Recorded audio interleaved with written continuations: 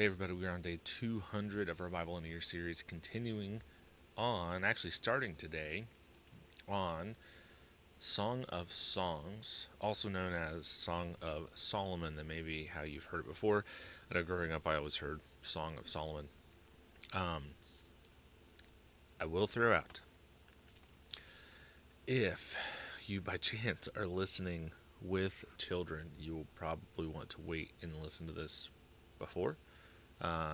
Both days, there's only going to be 2 days. There's 8 chapters. We'll do 4 a day. But the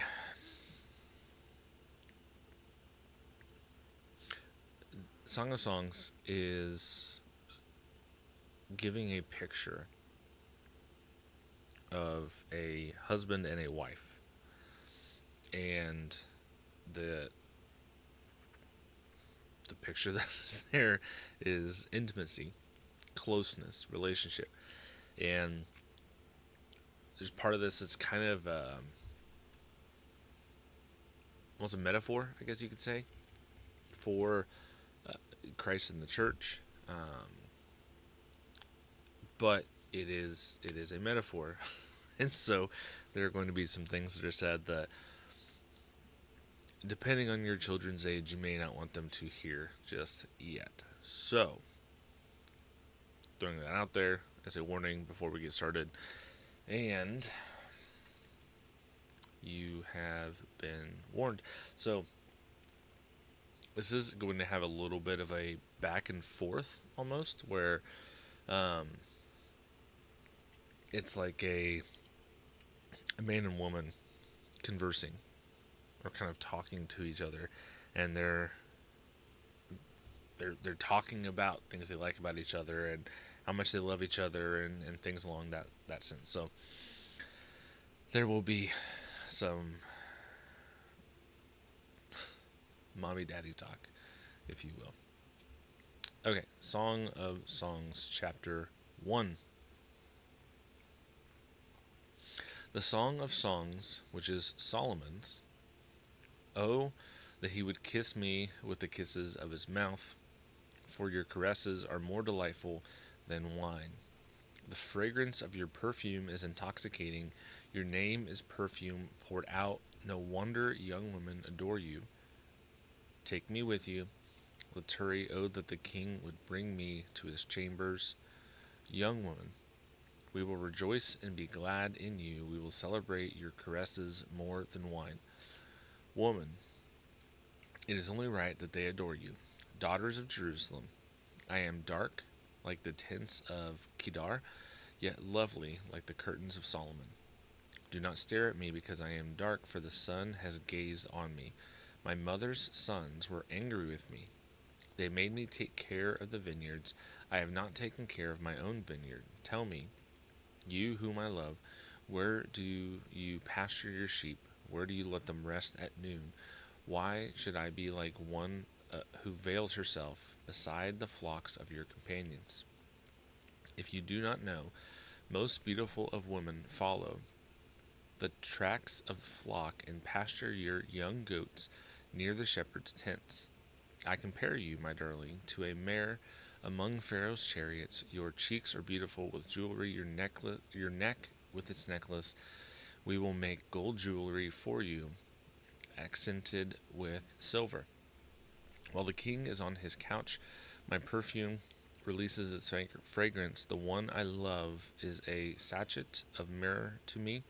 Spending the night between my breasts, the one I love is a cluster of henna blossoms to me, in the vineyards of En-gedi. How beautiful you are, my darling, how very beautiful. Your eyes are doves. How handsome, man, how beautiful you are, how very beautiful your eyes are doves. Woman, how handsome you are, my love, how delightful. Our bed is verdant. The beams of our house are cedars, and our rafters are cypress. Chapter 2. I am a wildflower of Sharon, a lily of the valleys. Man, a lily among thorns. So is my darling among the young women. Woman, like an apricot tree among the trees of the forest, so is my love among the young men. I delight to sit in his shade. and his fruit is sweet to my taste. He brought me to the banquet hall, and he looked on me with love, sustained me with raisins, refresh me with apricots, for I am lovesick. May his left hand be under my head, and his right arm embrace me. Young women of Jerusalem, I charge you by the gazelles and the wild by the gazelles and the wild does of the field, do not stir up or awaken love until the appropriate time. Listen, my love is approaching. Look, here he comes, leaping over the mountains, bounding over the hills. My love is like a gazelle or a young stag. See, he is standing behind our wall, gazing through the windows, peering through the lattice. My love calls to me. Man, arise, my darling, come away, my beautiful one, for now the winter is past. The rain has ended and gone away, the blossoms appear in the countryside, the time of singing has come, and the turtle dove's cooing is heard in our land. The fig tree ripens its figs, the blossoming vine gives off their fragrance. Arise, my darling, come away, my beautiful one. My dove, in the clefts of the rock, in the crevices of the cliff, let me see your face, let me hear your voice, for your voice is sweet and your face is lovely. Woman, catch the foxes for us, the little foxes that ruin the vineyards, for our vineyards are in bloom. Woman, my love is mine and I am his. He feeds among the lilies until the day breaks and the shadows flee. Turn around, my love, and be like a gazelle or a young stag on the divided mountains. Chapter 3. Excuse me. In my bed at night I sought the one I love. I sought him, but did not find him. I will arise now and go about the city. Through the streets of the plazas, I will seek the one I love. I sought him, but did not find him. The guards who go about the city found me. I asked them, have you seen the one I love? I had just passed them when I found the one I love. I held on to him and would not let him go, until I brought him to my mother's house, to the chamber of the one who conceived me. Young woman of Jerusalem, I charge you by the gazelles and the wild does of the field, do not stir up or awaken love until the appropriate time. Narrator. Who is this coming up from the wilderness like columns of smoke, scented with myrrh and frankincense from every fragrant powder of the merchant? Look, Solomon's bed, surrounded by 60 warriors from the mighty men of Israel. All of them are skilled with swords and trained in warfare. Each has his sword at his side to guard against the terror of the night. King Solomon made a carriage for himself with wood from Lebanon. He made its posts of silver, its back of gold, and its seat of purple. Its interior is inlaid with love by the young women of Jerusalem.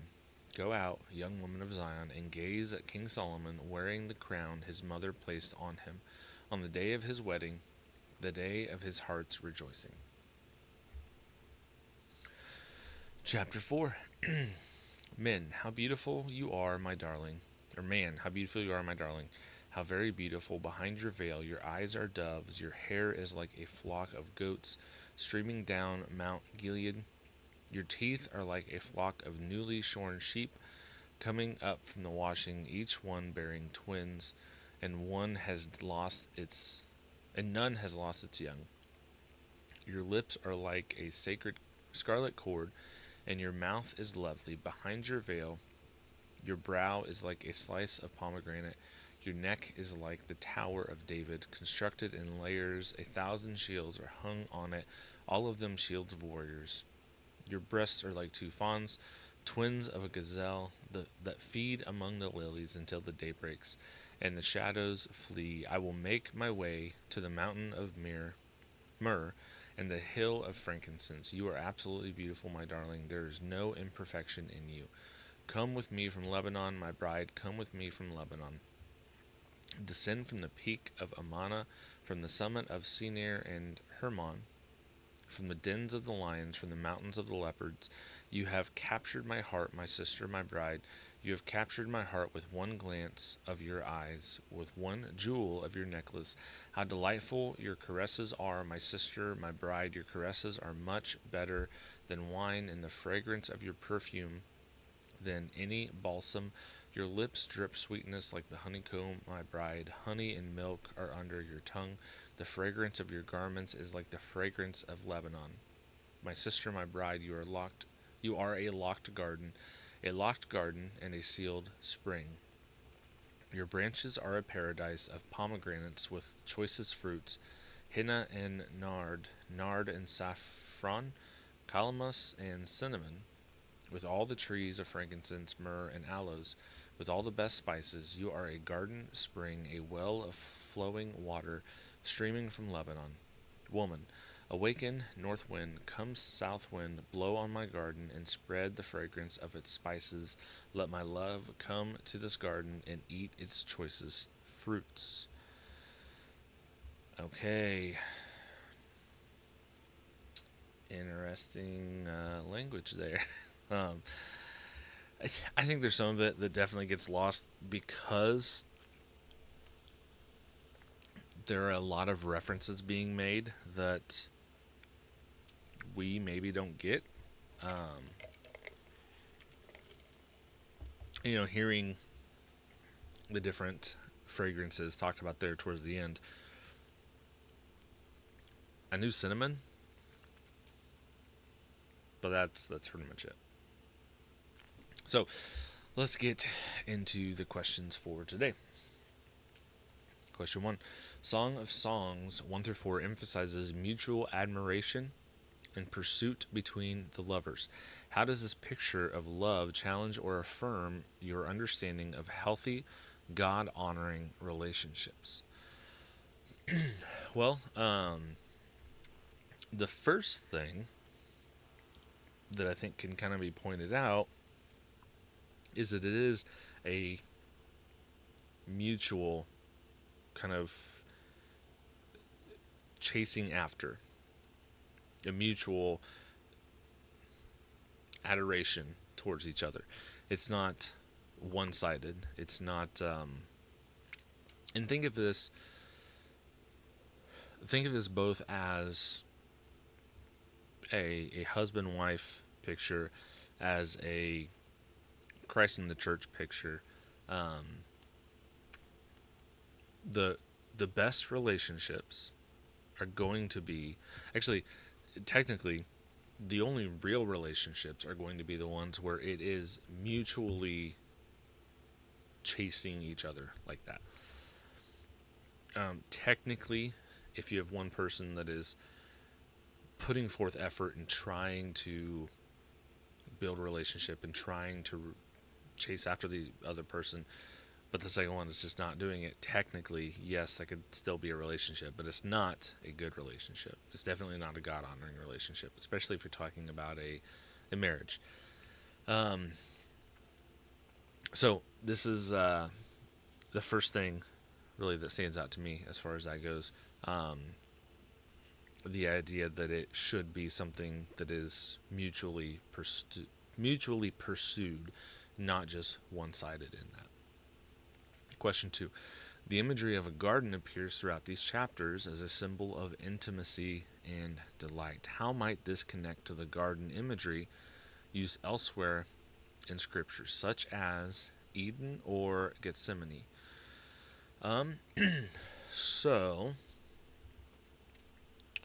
the Garden of Eden was, if you're not familiar, that's the garden from Genesis in the beginning where Adam and Eve were. The Garden of Gethsemane is where Jesus is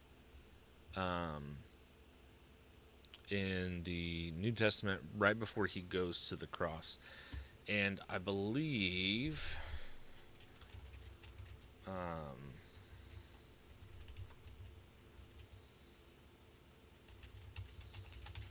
there is, I'm looking this up real quick because I hadn't looked at it before, and I want to make sure I'm right before I say it.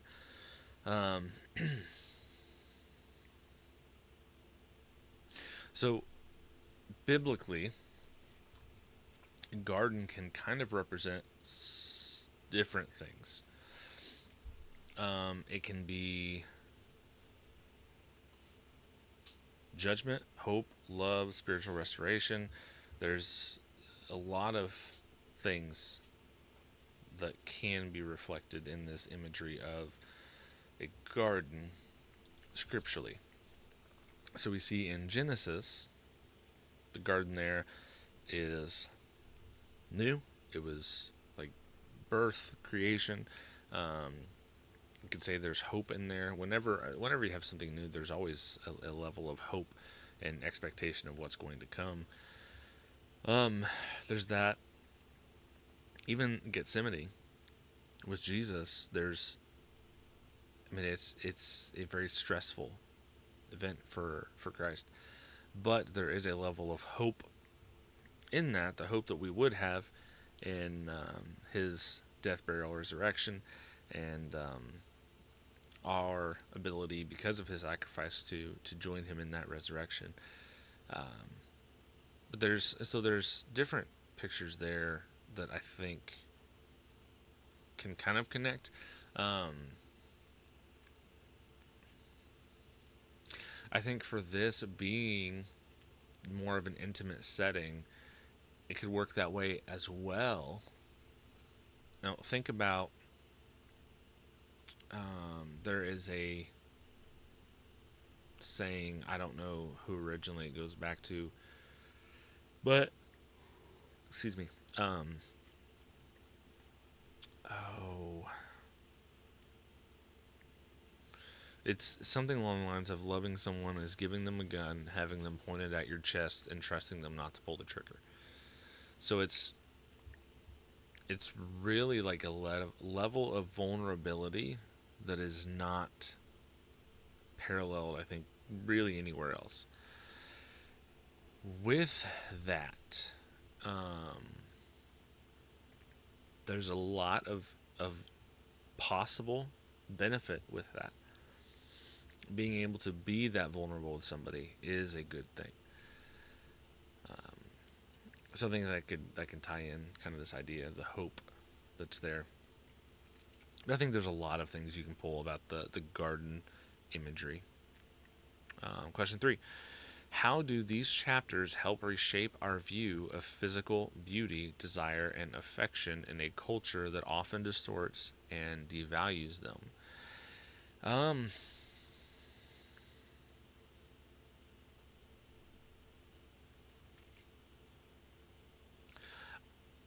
I think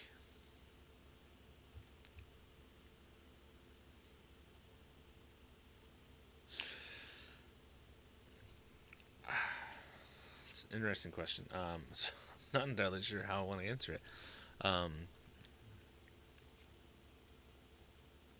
how do these chapters help reshape our view of physical beauty, desire, and affection in a culture that often distorts or devalues them?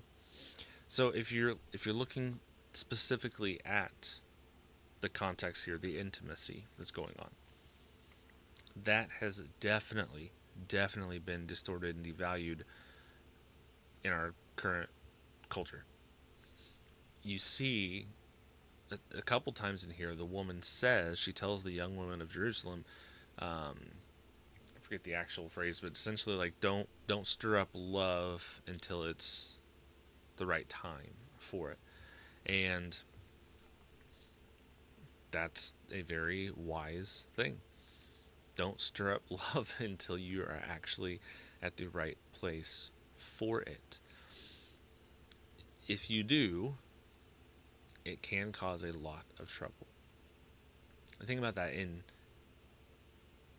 every aspect. So, um, specifically, what they're talking about here is the intimacy, right? So, don't stir that up. Don't get that going unless you're in the right place for it.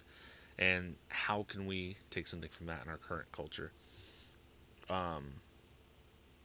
Don't be attempting to stir this up when you're not married.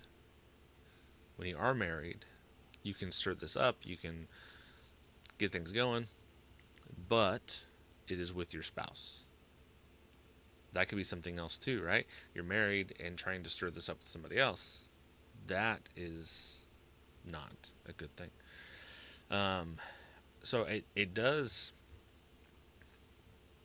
it does strike kind of strictly against where our society is currently on how it views some of these things. So, um, and also like it our society cheapens this. It makes this is a beautiful thing given by God to be enjoyed by a husband and wife in the confines of marriage.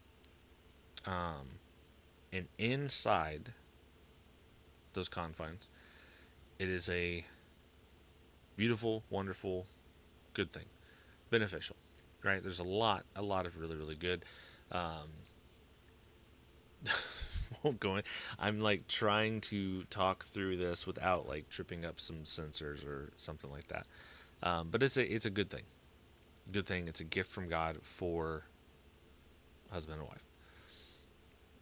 Outside of that, it is damaging. Very, very damaging. It can cause a lot of hurt. It can cause a lot of destruction. It can ruin lives. It can bring down businesses. It can bring down countries. Think about like a decision there can bring about the end of a civilization. Depending on who it is, who it's with, what the contexts are, it can bring about the end of a civilization. That is a very, very powerful thing. And God has given it to us as a gift to be used in a certain way, in a certain context. Outside of that,